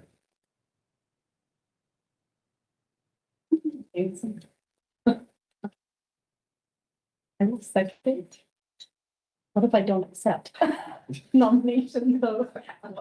I guess everything's open for discussion. I was gonna make a comment that, and other more experienced people can say, but like, I wonder, and from, you know, a little bit of research that like with, as we try to move towards like more board governance, kind of that, I mean, I think it can be healthy for us to shift around a little bit more. But I think that everybody's maybe pretty much okay with where we're at, and maybe we'll look at that next year. If everybody, I mean, Canda's not here to speak for herself, but you guys are okay proceeding. I did that for the rest of the officers. I had a couple suggestions. Oh, Okay. Okay, I can talk about those now if you want. Until we get fearless leader and the gavel. well, I will accept your nomination. Thank you. I had misgivings about it earlier this fall, you know, but, I feel like my job's quite done, so. Appreciate that. Accept.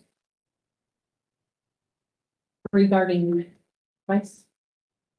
Yeah. So, No. these are my suggestions, right? So I think in our governance policies, for lack of a better word, we do have the officers named in there.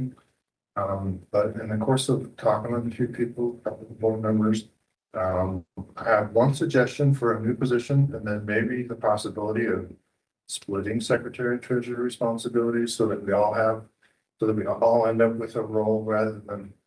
And then that way, maybe next year we can all go, okay, now let's do shift one or something like that. I don't know, but. So there's one suggestion would be to split the secretary and treasurer responsibility. I think it's quite a bit, and we want to have good balance so that our folks keep pulling the cart with us and don't feel worn out and want to take the extra time. So I think that would be a good move. And then the suggestion I have, and this came from a school board conference, where I sat and listened to a superintendent and his board talk about how they have a board governance officer. So one of their board members is the policeman. And they rotate that, right? So you take your turn and you get for that year, you have a set of classes, I guess, for lack of a better word. And looking at everything that we're doing and making sure in the eyes of board governance that our gaze is high enough that we're not leaning down into the weeds and we keep moving forward. So that person's responsibility then becomes, with his board governance, maybe a little bit of teaching, but also always, the voice of, hey, board, that might be a little in the weeds. And we give that responsibility to that person, and as well as the respect that when they say, hey, board, maybe that's not where we want to go, that we all go, oh, hey, thanks, that's, you're right, we shouldn't. So those are my suggestions.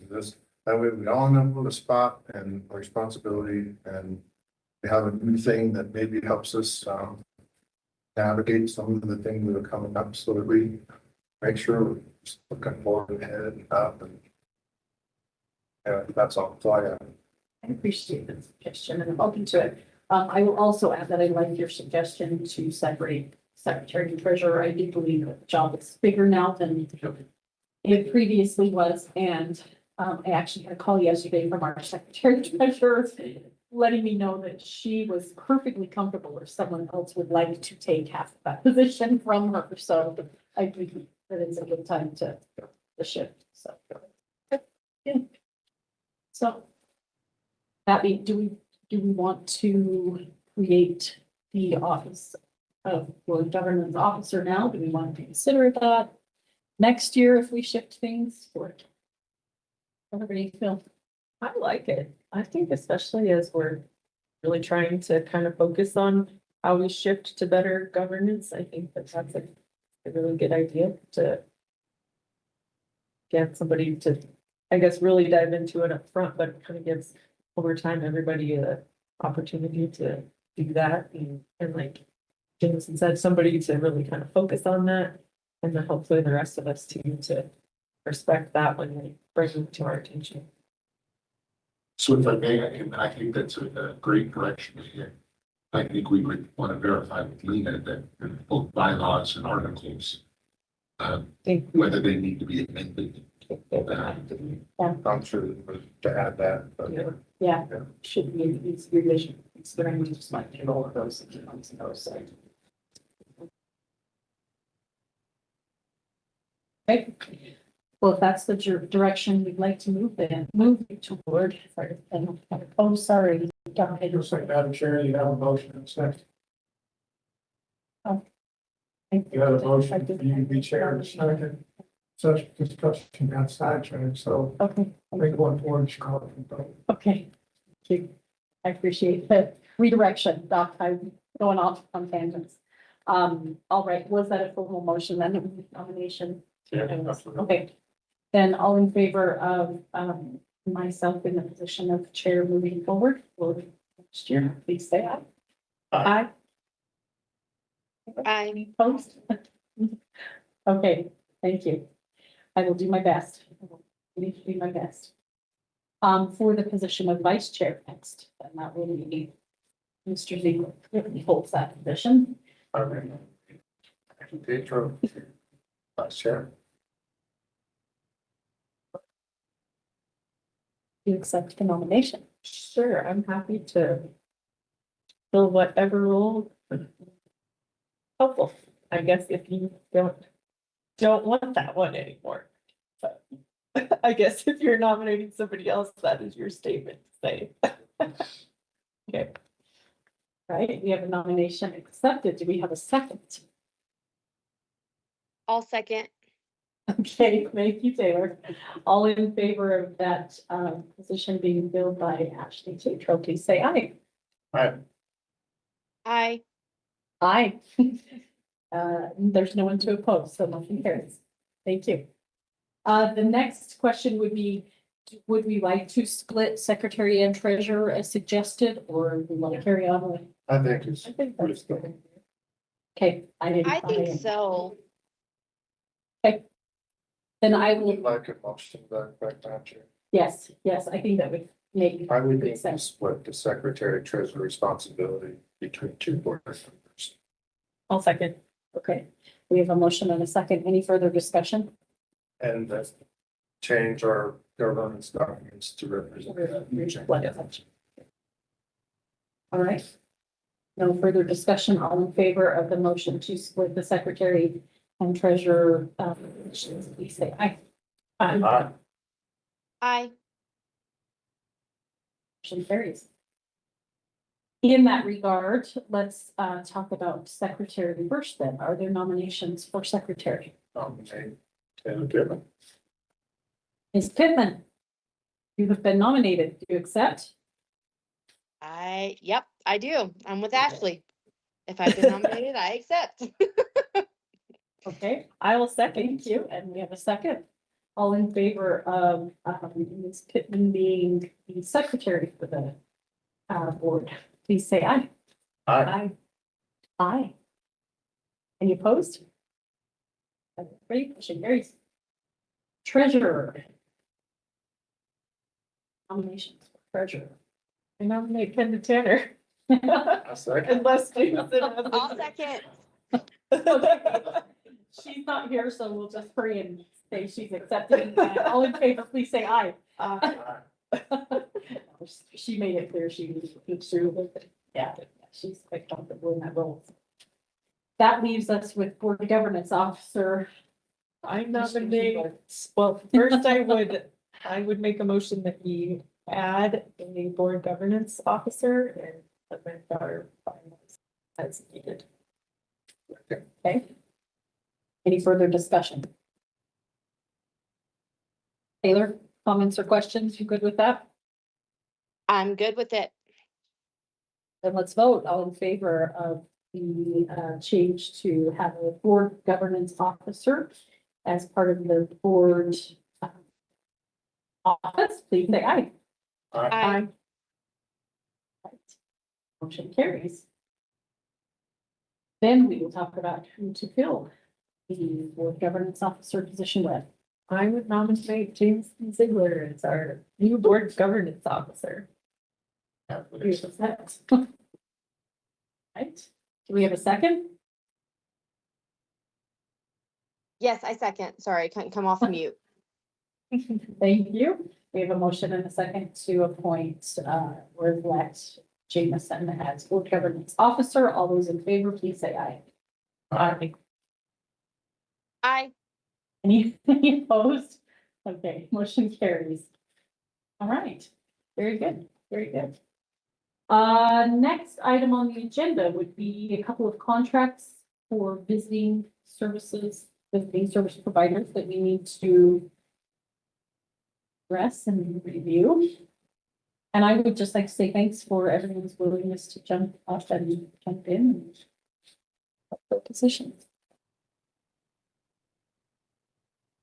First on the agenda is the advanced dermatology contract. This one just, it was already in place, it's my understanding, just had some revisions. Okay. It was not accepted by the group in a timely manner, and they kind of kept putting us off, so. Okay. Correct? Yeah, and now we've standardized the price, so they've gotten a little bit of a price increase because of the display. Lucky. This is a group that already do business, I think. Correct. Okay.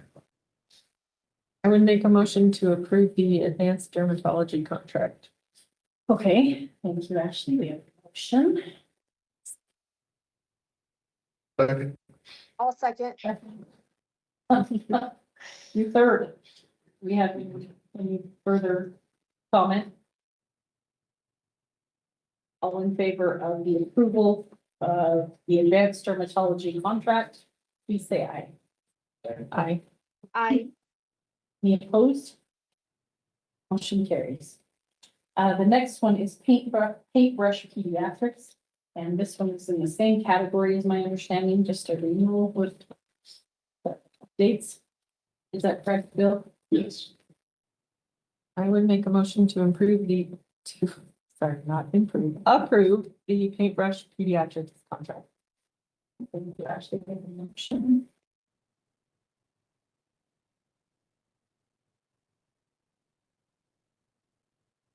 We have a second. There's everybody need more time to review. Okay. A motion and a second. Are there questions about this contract from anyone? I'm chair. Just so I got asked about pediatric care a couple of weeks ago. Someone was concerned. But how much, just so I can get the answer right, but how much are they available? How many days? And what can I tell someone that asked me about pediatrics? So through this group, I think they're here 1 or 2 days a month, so. 1 or 2 days in one time. I think it used to be 2. I don't know if it still is, but they were here twice a month. Okay, so there still is For a whole pediatric day. care available, It's not enough. just not enough, but right. And that's part of the new model by recruiting FPs. They would be able to expand what that area is doing. Yeah, So you have the primary care. so maybe the full answer is yes, we do. It's very limited, but we're working towards. So Right. More The other thing, we're working on a contract with Intermountain for talent. And so medical staff is working through the credentialing of that right now. Contracts already in place. We're looking at what, end of January, early February? Middle to end January. That one's been in process for quite a while. It seems like kind of just kind of a lengthy process. There again, that contract, will offer us, telepedes for admissions, but it'll also be a 24-hour consultation, so it's going to be available to our ED department. To answer, to go back to your question, don't want to mislead people to let them think we are recruiting pediatric specialists, including family practice physicians that do pediatrics and of course, they're, well, Any further questions about that contract or services there? All right, then we have a motion and a second. I'll ask for a vote on the motion to approve the paintbrush pediatrics contract. So all in favor signify saying aye. Aye. Any opposed? Nobody? Motion carries. The next contract up is for Tara Ryan, practitioner. Contract has been provided to credentialing for medical staff. So this is using our new contract overview. That's why I was like, wait, I'm not, Yeah. yeah.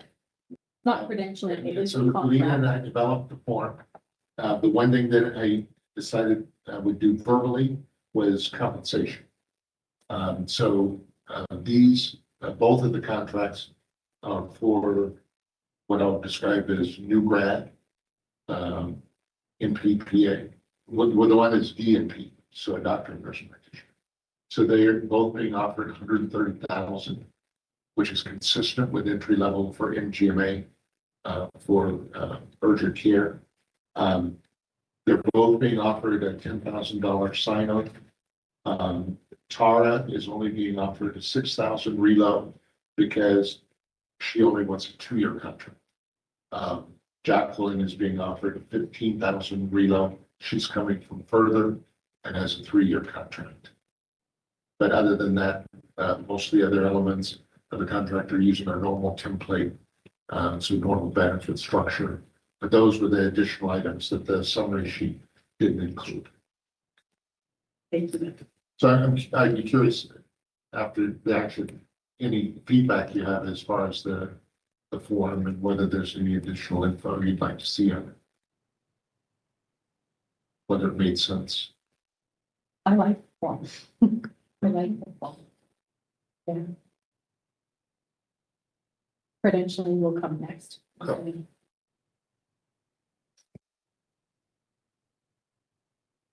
I have one question, I guess, just on the citizenship incentive. I don't know that I've seen that. So that's something for a provider that's not a US citizen?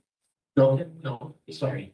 So that's my new term. So the bonus or incentive structure that we currently have in place is largely in citizenship.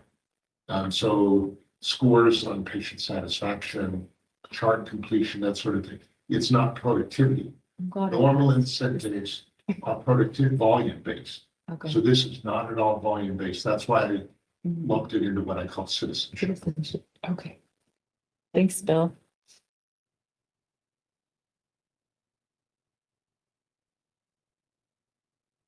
And that also uses the same structure as the members of the medical staff, but reduced. So typically our incentives are 10% of whatever the gross is. So this would be for 13 each. And these are both primary care. So would do peds, any, or and no? this is just. Urgent. This is just urgent care. Okay, I apologize. That was a different, that, okay. Which you have urgent. Which- care fees. Right, I was Yeah. gonna say you would still Sure. have that, right? Okay. Sure. When will they start? So Tara is anxious to start. We're gonna delay until we have credentialing and at least 3 insurances, so Blue Cross, Medicare, and Medicaid. Once we have those 3, that would be the bulk of what they would see. So we have the schedule covered, is it through February? So we have the schedule covered through January, with the existing team. So we may need to extend that. But as I said, Tara is ready to start as soon as she can. She's already got a Wyoming license. Jacqueline needs to give 90-day notice. So for her, it would be end of March. And if I can speak to that, we're looking at urgent care. I think we're more pushed to hire at least one individual, start urgent care and Pinedale. We can continue with the model we're currently using, in Marlton for a more extended period of time. Credentialing committee will begin on 7th. The hope is to have these credentialing applications completed for us to review at that time. And as Bill said, the big thing is insurance credentialing and getting them on board with CMS in place. And if we could get one of those involved by the 1st of February, we can prepare for the second one. So by the beginning of March. Very good. Thank you. All right. These are action items. So we will ask if there are no further questions from board members about this. Are we willing to take action?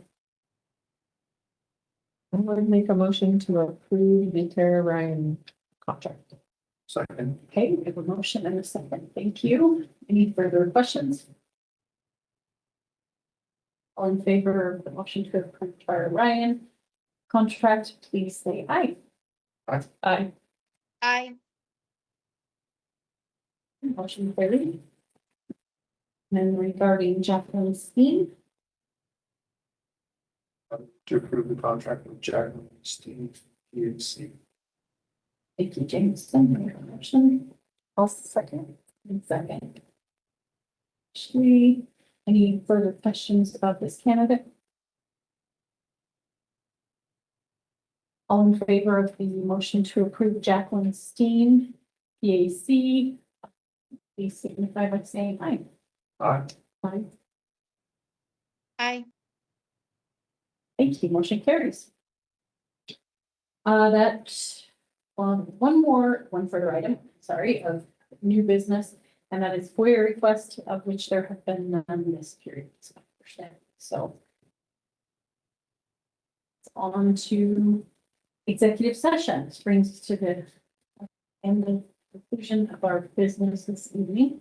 And we will have an executive session for the discussion purposes, personnel, no real estate tonight, contracts and legal, my understanding.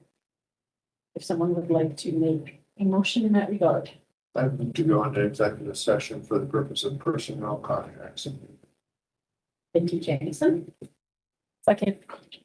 Ashley. I'm getting tired tonight, apparently. We have a motion and a second. All in favor of moving into executive session, please say aye. Aye. Aye. Motion carries. Thank you. All right. Thanks, everyone. Very good. Merry Christmas to all of you. Hope you are able to Merry get some Christmas. downtime. Thank you, everybody. Happy Christmas. Thank you. Take care. Bye-bye. Bye. These chairs. Yes, exactly.